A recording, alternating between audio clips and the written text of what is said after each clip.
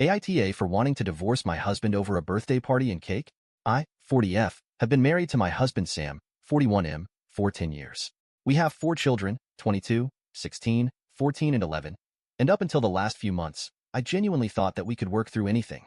This is not the only situation that has happened in the last few years, just the one that finally broke me. I recently had a birthday and Sam planned a surprise birthday party for me. He spilled the beans to me 3 days before the party, and I thought it was adorable that he was so excited about the party that he couldn't contain himself. I wish this was the case. Instead, he told me that I needed to help him clean the house to get it ready for my party. Yes, you read that right. I needed to prepare food and set the house for my own party. I agreed to clean to keep the peace, but was upset. The day of the party quickly came, and I was devastated to learn that he didn't invite most of my friends or family. He claimed that he didn't know how to contact them. The final straw came when he carried out a cake in a flavor that he loved. Nothing that I would ever choose for myself. I barely managed to keep it in and cried in the bathroom after everyone left. I feel like an afterthought and hated listening to everyone compliment him for throwing me a party. I work 2 jobs, take care of the kids, do all of the meal planning, grocery shopping, and most of the housework. I am exhausted and just wanted to feel appreciated for a day. AITA for considering divorce because I feel he doesn't care. I just can't imagine throwing away 10 years of marriage, but I feel broken. Now on to the next story. Story 2. AITA for telling it my sister she got what SE deserved after our older brother beat and choked her. The title sounds bad, but here's the context. 8 months ago, our oldest brother, 28M, was jumped from behind and stabbed 13 times and cut up by 3 men after he left a grocery store on his way home from work. He nearly didn't make it and spent 4 months in and out the hospital. They stole his phone, wallet, everything he had on him, and took the car as well, skipping all the legal stuff. So far, only one of the men responsible has been caught when he tried to pawn some of my brother's things. After my brother got discharged from the hospital, he moved back in with our parents. All 3 of us kids are living with our parents at the moment. My sister is 20F, I'm 21M, and obviously my brother 28M. Due to what happened, my brother developed PTSD and has been diagnosed with PTSD. It was so bad that he couldn't allow anyone to walk behind him at all. He didn't even want to leave the house. I have to say that my brother is doing very well, or was doing well up until my idiot sister. He is going to therapy, no problem taking his meds, and like I said, he has been doing very well to the point that he doesn't completely freak out when someone is behind him, and he has been able to leave the house.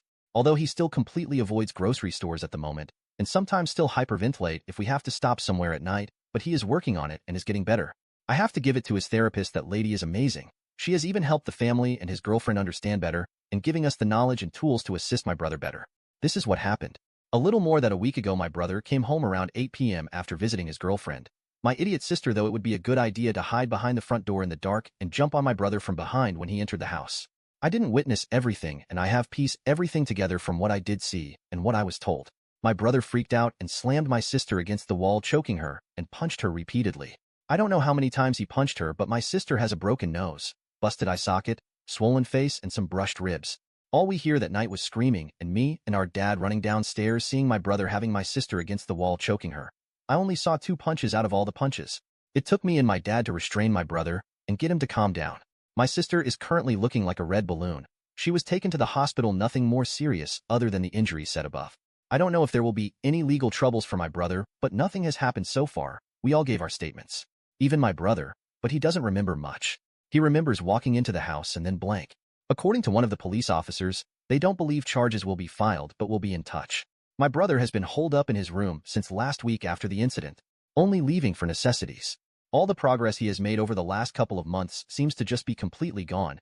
He is basically the same as he was the day he left the hospital. I overheard my sister in our living room this morning on the phone. I don't know who she was talking to, but all I could hear from my sister is her complaining about being hurt. I understand, but I got pissed off when she called our brother a monster. That is when I told her she got what she deserved, and she should be glad that we were there to actually help, because things could have been a lot worse because of her idiocy. She caused her own pain. She caused our brother to relive something that almost took his life, and she is complaining and calling him a monster. I told her the only monster I see was her for even thinking that what she did to our brother after she knows what he went through is okay to do, and then actually do it. I just shouted she should not expect any sympathy from anyone in the family after the shit she pulled, and she is lucky our parents haven't kicked her ass out of the yet. My sister just went to her room and has been in her room the whole day. I can occasionally hear crying through the wall between our rooms. My parents are pissed at me and called me an asshole for blowing up on my sister. They already had the conversation with her and I should have stays out of it. My sister was just blowing off steam with one of her friends over what happened, and I had no right to say anything I did to her. Edit. Before someone calls my brother abusive again. Before all this happened, he was a kind, caring person, always a smile on his face, that has never gotten in a physical fight before outside of a boxing ring. I'm not asking on my brother's actions by mine, but as you want to weigh in on my brother's actions, please ask yourself this question first. You get attacked by 3 men, stabbed 13 times, cut up and beat from behind, and then have someone jump on you from behind not even a year later, and see how you would react in that situation. I don't know what went through his head at that moment, but I can tell you it wasn't who my sister is jumping one as a fucking joke. It was something like, I'm getting attacked again. I have to protect myself. Thank you everyone who subscribed me and like my videos.